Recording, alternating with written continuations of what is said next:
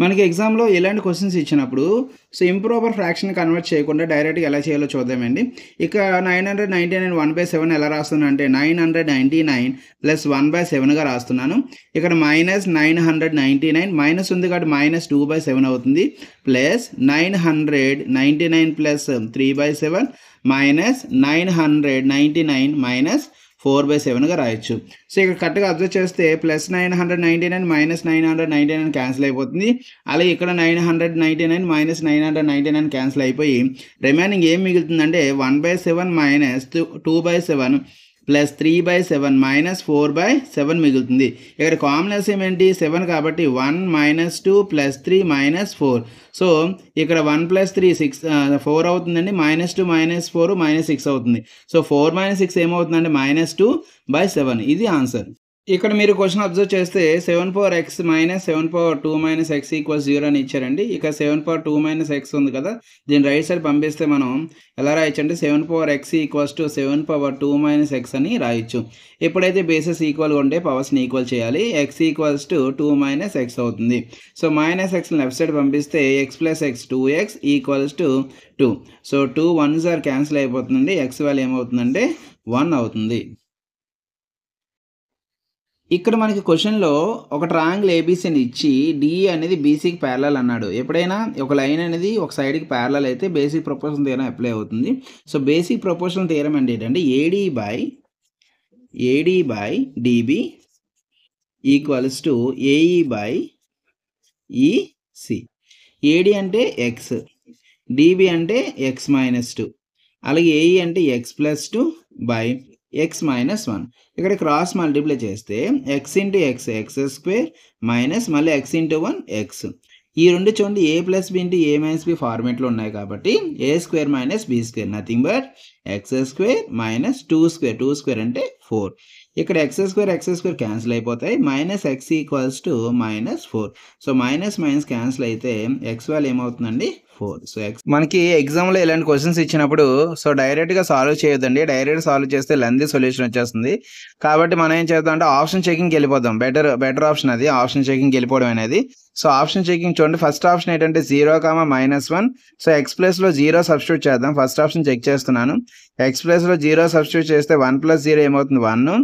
అలాగే 4⁻1 - 0 అంటే 1 అవుతుంది. సో 4 + 4 ఏమవుతుందంటే 8. కానీ మన ఆన్సర్ 10 ఇచ్చాడు కాబట్టి ఇది రాంగ్. అలాగే సెకండ్ ఆప్షన్ చెక్ చేసుకుందాం. సో ఇక్కడ ఒక్క వాల్యూ చెక్ చేయండి సరిపోతుంది. ఎందుకంటే ఒక వాల్యూ మనకి సాటిస్ఫై అవ్వకపోతే ఇంక పోయినట్టే కదా. సో అందుకని ఒక వాల్యూ చెక్ చేసుకుంటే మనకి సరిపోతుంది. అలాగే సెకండ్ ఆప్షన్లో ఫస్ట్ వన్ చూడండి. ఇక్కడ 1 + 1 ఏమవుతుందండి 2 అవుతుంది. 4² అలాగే 4⁻1 - 1 అంటే 0. సో 4² అంటే 16 ప్లస్ 1 ఏమవుతుంది 17 అవుతుంది.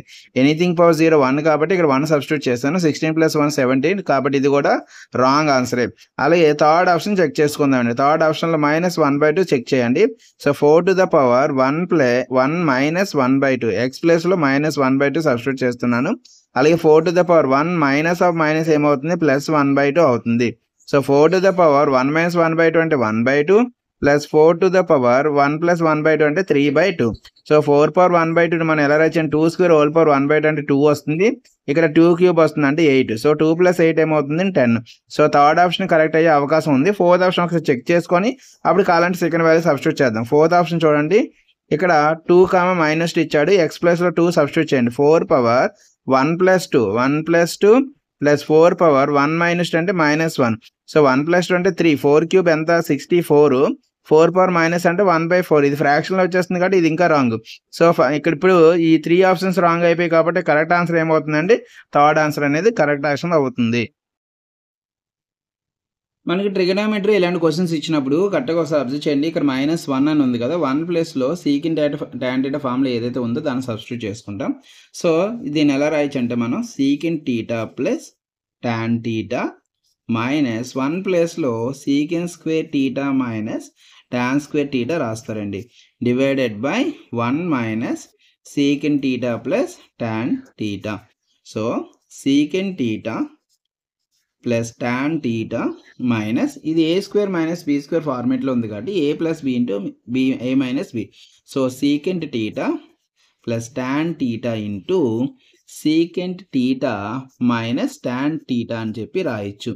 Divided by 1 minus secant theta plus tan theta. So ఈ రెండిట్లో కామన్ ఏంటి?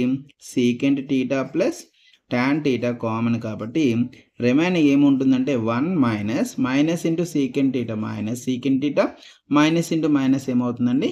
ప్లస్ టాన్ టీటా ఉంటుంది. Divided by 1 minus secant theta plus tan theta ఉంది. సో ఈ రెండు ఏమైపోతాయండి? క్యాన్సిల్ అయిపోతాయి. సో రిమైనింగ్ మిగిలింది ఏంటంటే secant theta plus tan theta మిగులుతుంది. ఇది మనకు కావాల్సిన ఆన్సర్.